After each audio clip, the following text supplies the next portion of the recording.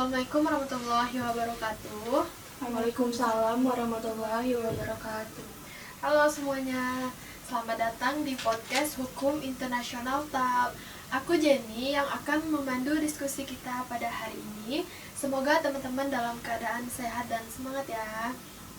Nah, pada episode kali ini kita akan membahas isu yang cukup serius dan masih sangat aktual nih teman-teman, yaitu seperti yang kita ketahui tentang lemahnya perlindungan terhadap WNI, korban tindak pidana perdagangan orang, atau yang kita kenal dengan TPPO teman-teman, dalam praktik scam online di Kamboja. Nah, pada belakangan ini kita sering mendengar berita tentang banyaknya WNI yang dijanjikan pekerjaan dengan gaji besar di luar negeri, terutama di Kamboja teman-teman. Nah, tetapi pada kenyataannya mereka justru dipaksa bekerja dalam jaringan penipuan online, mengalami kekerasan, ancaman, bahkan penyiksaan. Nah, isu ini bukan cuma soal kriminal saja teman-teman, tetapi sudah masuk ke ranah hukum internasional dan hak asasi manusia, karena melibatkan perdagangan manusia melalui lintas negara teman-teman. Oke, dan hari ini aku nggak sendiri, tentunya ditemani oleh 3 narasumber keren. Halo teman-teman. Halo Jen. Nah, oke. Sebelum masuk lebih jauh, aku ingin memberikan sedikit gambaran dulu nih mengenai kasus ini. Jadi, kasus TPPO yang berkedok lowongan kerja di Kamboja semakin meningkat dalam beberapa tahun terakhir ini, teman-teman. Banyak korban yang direkrut melalui media sosial seperti Facebook, Telegram, TikTok, Instagram, dan lain sebagainya. Nah, mereka ini dijanjikan pekerjaan sebagai admin, customer service, atau marketing dengan gaji tinggi dan fasilitas mewah. Tetapi setelah sampai di sana, paspor mereka ini malah disita, kemudian dipaksa bekerja melakukan penipuan online, dan kalau target tidak tercapai, mereka mendapatkan kekerasan fisik maupun psikis, teman-teman. Nah, aku mau mulai dari Dwi dulu nih. Sebenarnya, apa sih modus perekrutan digital dalam kasus scam online ini? Iya Jenny, jadi kalau kita tanya tentang modusnya ya, emang udah makin canggih dan manfaatin media sosial. Jadi biasanya korban itu dijaring lewat media sosial dengan kelihatannya sih kerjanya tuh normal, kerja yang legal. Juga gajinya ini tuh lumayan besar dan menggiurkan. Ditambah juga dengan fasilitas dan juga diiming-imingin mendapatkan kayak tiket liburan gratis dan juga mendapatkan fasilitas yang lumayan bagus di sana. Nah, masalahnya ini si korban tidak menyadari bahwasanya perusahaan itu sebenarnya bagian dari jaringan scam online. Terus perekrutannya itu juga sering pakai identitas palsu dan ilegal, jadi susah banget buat dilacak. Begitu juga sesampainya korban di negara tujuan, kayak paspor mereka tuh disita, komunikasi mereka juga dibatasi. Nah, buat aku sih ini nunjukin kalau perdagangan orang sekarang udah semakin canggih dan melewati lintas negara gitu. Berarti media digital sekarang bukan cuma mempermudah komunikasi aja ya, tetapi dimanfaatkan pelaku untuk menjebak korban tentunya ya Dwi. Ya betul, jadi penanganannya jadi lebih rumit. Jadi membutuhkan kerjasama internasional yang benar-benar kuat untuk mengatasi ini semua. Nah, kalau dikaitkan dengan hukum internasional nih Dwi, ada nggak aturan yang sebenarnya mengatur soal perdagangan manusia ini?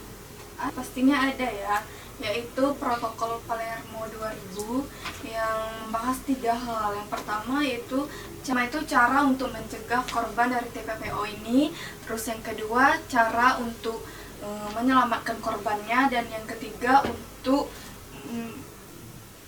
kasus TPPO ini. Nah, kita lanjut ke isu yang kedua ya, faktor penyebab banyaknya WNI yang berangkat secara non-prosedural. Nah, sekarang kita masuk ke isu kedua, Mesri.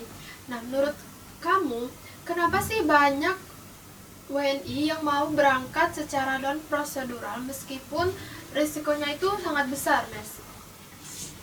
Iya Jenny, jadi ada beberapa faktor nih yang mempengaruhi orang-orang ini mau berangkat ke Kamboja secara non-prosedural. Yang pertama itu ada faktor ekonomi. Seperti yang kita ketahui bahwa saat ini untuk mencari dan mendapatkan pekerjaan di Indonesia sangat sulit. Oleh sebab itu, ini merupakan salah satu alasan mereka mau berangkat ke Kamboja. Dan juga karena adanya tawaran pekerjaan dengan gaji yang tinggi, makanya mereka mau berangkat ke Kamboja. Selain itu juga karena adanya tekanan ekonomi yang mereka itu mau karena adanya tekanan ekonomi dalam pemenuhan kebutuhan sehari-hari mereka, dan juga mereka ingin memperbaiki perekonomian mereka gitu deh. Lalu yang kedua itu adalah kurangnya edukasi dan literasi digital. Jadi banyak korban ini langsung percaya dengan iklan yang ada di internet tanpa mengecek legalitas perusahaan atau agen perekrutnya. Padahal sebenarnya ini biasanya scam itu memanfaatkan media digital untuk meyakinkan calon korbannya dengan iklan pekerjaan yang terlihat menarik. Selanjutnya itu ada faktor yang ketiga, itu lemahnya pengawasan terhadap perekrutan tenaga kerja ilegal. Nah, ini merupakan salah satu faktor nih Jen yang mempengaruhi juga karena kurangnya pengawasan dari negara. Oleh sebab itu sindikat ini bekerja secara bergerak lebih bebas dalam mencari dan merekrut korbannya. Selanjutnya itu ada faktor yang keempat, yaitu faktor sosial, di mana faktor ini juga turut mempengaruhi karena kebanyakan korban ini diajak atau direkrut oleh teman, keluarga maupun kerabatnya, sehingga mereka merasa percaya dan yakin terhadap pekerjaan yang ditawarkan. Aku juga ada lihat di salah satu platform YouTube, di mana ada salah satu korban ini diajak oleh rekan kerjanya untuk bekerja di Batam sebagai buruh sawit. Nah, karena dia merupakan temannya, si korban ini percaya untuk ikut bekerja ke Batam. Tetapi bukannya ke Batam, malah si pelaku ini menjual korban itu ke Kamboja untuk melakukan pekerjaan love scamming. Love scamming. Betul Jenny. Berarti sama aja tadi kan seperti scam online tadi. Betul Jenny. Berarti sebenarnya korban itu tidak selalu ceroboh ya, Mas? Karena mereka memang berada di kondisi yang sangat rentan. Iya. Gitu. Iya betul sekali Jenny. Jadi dalam banyak kasus korban ini sebenarnya bukan ceroboh, melainkan karena dalam keadaan ekonomi yang mendesak dan keterbatasan lapangan pekerjaan juga. Oleh sebab itu mereka percaya dan yakin terhadap pekerjaan yang ditawarkan dengan gaji yang besar. Padahal sebenarnya ya Jenny, negara itu memiliki kewajiban untuk melindungi hak asasi setiap warga negaranya. Hal ini juga bisa kita lihat dari perspektif hukum internasional, di mana ada Universal Declaration of Human Rights atau UDHR, di mana di situ dijelaskan bahwa setiap orang itu berhak atas kebebasan dan tidak boleh diperbudak atau dieksploitasi seperti itu. Ada juga nih International Covenant on Civil and Political Rights, di mana di situ dijelaskan juga bahwa dilarang untuk melakukan kerja paksa dan memberikan pekerjaan yang tidak manusiawi. Sehingga dari kasus ini sebenarnya bukan lagi tentang kasus kriminalitas, tetapi juga sudah termasuk dalam pelanggaran hak asasi manusia. Jadi Nah, menarik banget ya teman-teman tentunya. Berarti di sini ada tanggung jawab negara ya, Mas, untuk mencegah masyarakat ini menjadi korban sejak awal ya, Mas. iya benar, peran negara ini tidak hanya sebatas menyelamatkan korban setelah kejadian, tetapi juga negara juga harus memperkuat pengawasan melalui langkah pencegahan, melalui edukasi kepada masyarakat. Selanjutnya memperkuat pengawasan perekrutan tenaga kerja, serta juga meningkatkan perlindungan hukum agar masyarakat tidak terlibat dalam praktik scam online ini. Ya benar. Oke. Selanjutnya kita masuk ke pembahasan bentuk eksploitasi dan kondisi korbannya. Sekarang kita masuk ke narasumber yang ketiga, Aisyah. Nah, aku mau tanya nih, sebenarnya bentuk eksploitasi yang dialami korban itu seperti apa, Aisyah? Nah, eksploitasi cukup parah jadi. Banyak korban dipaksa bekerja selama belasan jam setiap hari untuk melakukan penipuan online kepada target dari berbagai negara. Kalau mereka tidak mencapai target, korban bisa dipukul, disiksa, dikurung, bahkan ada yang tidak diberi makan. Paspor dan dokumen mereka disita supaya tidak bisa kabur. Beberapa korban juga mengalami tekanan mental yang berat karena terus terancam. Dan yang paling menyedihkan, ada korban yang awalnya dijanjikan pekerjaan legal tetapi malah diperlakukan seperti budak modern. Oh, berarti kadang korban justru dianggap sebagai pelaku ya, Aisyah? Nah, itu masalah besarnya, banyak korban yang dipaksa ikut melakukan scam online sehingga ketika mereka ditangkap, mereka dicap sebagai pelaku kriminal. Nah, padahal posisi mereka itu sangat kompleks yang memang benar-benar dipaksa dan tidak punya pilihan. Karena itu, Amnesty International pernah menekankan bahwa identifikasi korban harus dilakukan secara hati-hati supaya korban tidak kehilangan hak perlindungannya. Nah, aku mau tanya nih, kalau dari sisi regional ASEAN sendiri, ada nggak nih kira-kira, Aisyah, kerjasama yang mengatur persoalan ini? Ada, yaitu ASEAN Convention Against Trafficking in Person atau ACTIP. Konvensi ini menjadi dasar kerjasama negara-negara ASEAN yang mencegah perdagangan manusia, melindungi korban, dan memperkuat penegakan hukum lintas negara.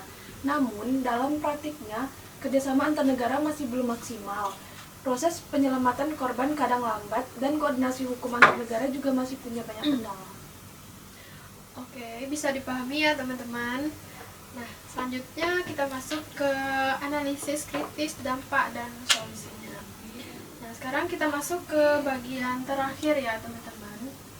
Aku mau mulai dari Dwi dulu nih. Nah, menurut kamu, apa sih akar masalah utama dari persoalan kasus yang telah kita bahas ini, Dwi? Kalau menurut aku sih, akar masalahnya itu terletak di perlindungan dan juga pengawasan dari negara tersendiri. Karena kan perekrutan ilegal tuh masih gampang banget terjadi. Nah, karena pengawasan di dunia digital kita belum optimal, ditambah juga sindikat TPPO ini mainnya tuh udah terorganisir dan lintas negara. Jadi mereka geraknya tuh rapi. Yang bikin miris, penegakan hukum kita tuh sering cuma nyasar kayak pelaku kecil, sedangkan orang yang benar-benar mengatur ini di belakang tuh tidak terjaring gitu.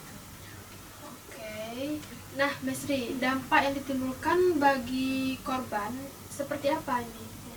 Ya, jadi dampaknya ini sangat besar baik secara fisik, mental maupun sosialnya, di mana banyak korban ini trauma berkepanjangan, kehilangan rasa aman maupun kehilangan kepercayaan terhadap orang lain. Selain itu ada juga stigma sosial yang dialami oleh korban ini, di mana masyarakat ini beranggapan bahwa korban ini merupakan pelaku penipuan online itu.